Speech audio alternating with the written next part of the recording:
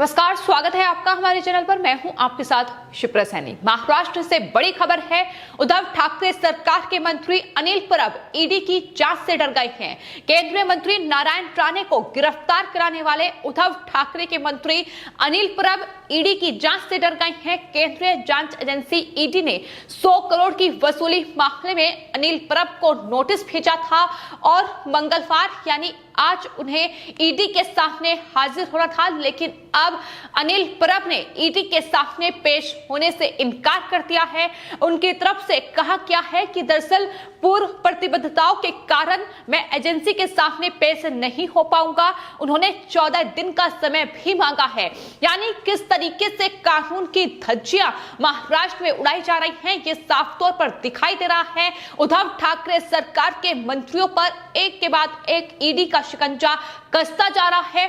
अनिल देशमुख, भावना गवली और उसके बाद अब अनिल परब भी ईडी की जांच के घेरे में हैं और ईडी ने उन्हें नोटिस भेजा था, पूछताछ के लिए बुलाया था, लेकिन वो पूछताछ के लिए नहीं पहुंचे। तो एक तरफ शिवसेना और अनिल परब ये कहते हैं कि ये राजनीतिक बदले की भावना से कार्रवाई की गई है, लेकिन वहीं दूसरी तरफ अगर इस तरीके से अब ईडी ने जांच के लिए बुलाया है तो पूछताछ के लिए भी नहीं पहुंच रहे हैं, यानी सवालों का जवाब भी वो नहीं देना चाहते हैं। तो सवाल यही है कि अगर कुछ गलत किया नहीं है तो फिर ये डर किस बात का है जो ईडी के सामने भी पेश नहीं हो पा रहे हैं। तो लगातार सवालों में महाराष्ट्र में शिवसेना घिरी हुई है। शिवसेना के नेता हैं अनिल परब और महाराष्ट्र के परिवहन मंत्री हैं और बतौर मंत्री उन्होंने करोड़ों का घोटाला किया है। आपको बता दें, अनिल देशमुख जो कि महाराष्ट्र के पूर्व गृह मंत्री थे, उन पर यह आरोप लगा था कि 100 करोड़ की वसूली उन्होंने की है, जिसके बाद सीबीआई और ईडी इस पूरे मामले में जांच कर रही है। लेकिन वहीं क्राइम यूनिट के अधिकारी जो कि एंटीलिया विस्फोटक केस में फिलहाल एनआईए की गिरफ्त में हैं, उन्होंने भी एनआईए की स्पेशल कोर्ट में एक लेटर दिया था जिसमें अनिल परब का नाम सामने आया था कि उन्होंने 50 करोड़ रुपए की वसूली की है। ये गंभीर आरोप सचिन वाजे ने अनिल परब पर लगाए थे। उन्होंने कहा था कि दरअसल बीएमसी के 50 बड़े ठेकेदार से 2 करोड़ रुपए की वसूली का टारगेट दिया जा चुका है अनिल परब के द्वारा, यह सचिन वाजे ने कहा था। और साफ तौर पर अनिल परब के द्वारा इन तमाम आरोपों से इनकार किया गया है। लेकिन अब अगर इन आरोपों के बाद ईडी का शिकंजा अनिल परब पर है तो पूछताछ के लिए भी अब ईडी के दफ्तर वो नहीं जा रहे हैं। तमाम जो बहाने हैं वो लगातार ये उद्धव ठाकरे सरकार के मंत्री दिखा रहे हैं। और ना सिर्फ अनिल परब बल्कि इससे पहले आपको बता दें, ईडी ने अनिल देशमुख जो कि महाराष्ट्र के पूर्व गृह मंत्री हैं और एनसीपी के नेता हैं और किस तरीके से उद्धव ठाकरे की नाक के नीचे ये तमाम भ्रष्टाचार किए गए हैं, इसको लेकर अनिल देशमुख को भी इससे पहले ईडी ने नोटिस थमाया, लेकिन वो भी ईडी के सामने पेश नहीं हो रहे हैं। तो सवालों का जवाब उनके पास नहीं है और अब यही वजह है कि ईडी की जांच से बचने के लिए ये तमाम पैतरे अपनाए जा रहे हैं। आपको ये भी बता दें कि दरअसल ईडी ने नोटिस भेजा था, आज पेश होने के लिए अनिल परब को कहा गया था, लेकिन उससे ठीक पहले अनिल परब ने संजय राउत से मुलाकात की थी और संजय राउत जो लगातार ईडी की कार्रवाई जो महाराष्ट्र में जारी है उसको लेकर केंद्र सरकार पर सवाल उठा रहे हैं। राजनीतिक बदले की भावना से ये कार्रवाई की जा रही है, उनकी तरफ से ये कहा गया है। और अनिल परब से उनकी मुलाकात हुई, उसके ठीक बाद अब ईडी के सामने पेश होने से अनिल परब ने इनकार कर दिया है। तो क्या सवाल ये भी है कि क्या संजय राउत ने अनिल परब को ये पाठ पढ़ाया है कि वो ईडी के सवालों का जवाब ना दें। 14 दिन का समय मांगा गया है, आखिर क्यों, ये सवाल भी लगातार बने हुए हैं। तो आपको बता दें, जो उद्धव ठाकरे के ये नेता और मंत्री अनिल परब अब ईडी की जांच से डर रहे हैं। आपको बता दें, कुछ दिन पहले जब ईडी ने उन्हें नोटिस थमाया था तो उनकी तरफ से ये कहा गया था कि वो नार्को टेस्ट के लिए तैयार हैं, वो हर कानूनी लड़ाई के लिए तैयार हैं, लेकिन अब वो 14 दिन का समय मांग रहे हैं ईडी के सामने पेश होने से। तो किस तरीके से ये डर साफ तौर पर दिखाई दे रहा है कि इस वक्त उद्धव ठाकरे सरकार के मंत्री और नेताओं पर जिस तरीके से शिकंजा कसा जा रहा है, आने वाले वक्त में उद्धव ठाकरे की मुश्किलें बढ़ने वाली हैं। तो महाराष्ट्र में पहले ही केंद्रीय मंत्री नारायण राणे की जिस तरीके से उन्हें गिरफ्तार किया गया, उसके बाद सियासत गरमाई हुई है और जाहिर तौर पर बीजेपी शिवसेना पर पलटवार करती नजर आ रही है। अनिल परब वो नेता हैं जो नारायण राणे की गिरफ्तारी में एक अहम भूमिका उन्होंने निभाई।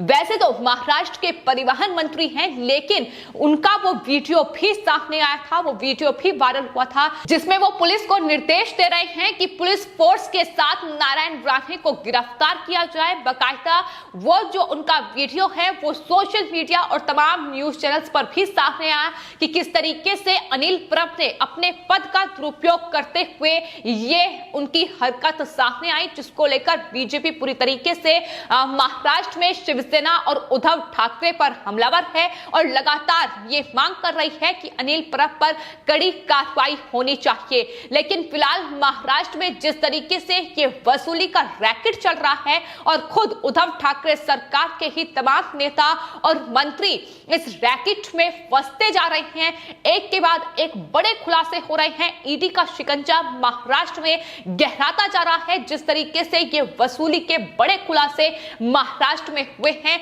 ना सिर्फ अनिल देशमुख जिस पर 100 करोड़ की वसूली का आरोप लगा है, बल्कि इसके अलावा महाराष्ट्र के उप मुख्यमंत्री अजीत पवार पर भी करोड़ों की वसूली का आरोप है। इसके अलावा अब अनिल परब जो कि शिवसेना के नेता हैं और महाराष्ट्र के परिवहन मंत्री हैं, उन्होंने बड़ा घोटाला किया है। 50 करोड़ रुपए के घोटाले का आरोप सचिन वाजे ने उन पर लगाया है। इसके अलावा भावना गवली जो कि शिवसेना की सांसद हैं, यवतमाल से, उनके ठिकानों पर भी ईडी ने छापेमारी की है। तो महाराष्ट्र में कितने बड़े पैमाने पर यह वसूली का खेल चल रहा है। महाराष्ट्र की जनता को कहीं ना कहीं ये उद्धव ठाकरे सरकार बेवकूफ बनाने का काम कर रही है।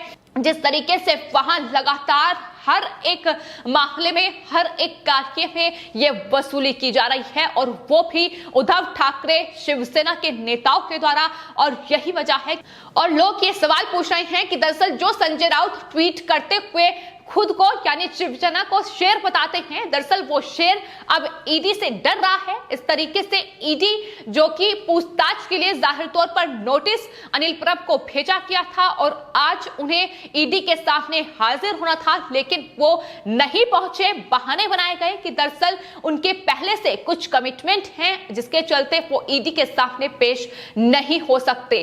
तो ये जो मामले हैं भ्रष्टाचार के, इनमें जाहिर तौर पर केंद्रीय जांच एजेंसी पूछताछ करना चाहती है, लेकिन कानून की धज्जियां महाराष्ट्र में उद्धव ठाकरे सरकार के नेताओं और साथ ही मंत्रियों के द्वारा इस तरीके से उड़ाई जा रही है कि जब किसी नेता को पूछताछ के लिए बुलाया जाता है तो कभी कोई बहाना तो कभी कोई और बहाना लगातार उनके सामने आ रहे हैं। और यही वजह है कि लगातार महाराष्ट्र में सियासत भी गरमाई हुई है, क्योंकि बीजेपी पूरी तरीके से उद्धव ठाकरे सरकार पर हमलावर है, क्योंकि जितने बड़े भ्रष्टाचार का खुलासा महाराष्ट्र में हो रहा है, जाहिर तौर पर वो अपने आप में बड़ा सवाल है कि क्या उद्धव ठाकरे सरकार जो महाराष्ट्र में चल रही है वो सिर्फ वसूली के लिए वहां चल रही है, जनता की देखभाल के लिए, जनता की सेवा के लिए वो कोई काम नहीं कर रही है। तमाम योजनाओं में बड़े भ्रष्टाचार सामने आए हैं, यहां तक कि जो कारोबार वहां लोगों के चल रहे हैं, जो व्यापारियों के चल रहे हैं,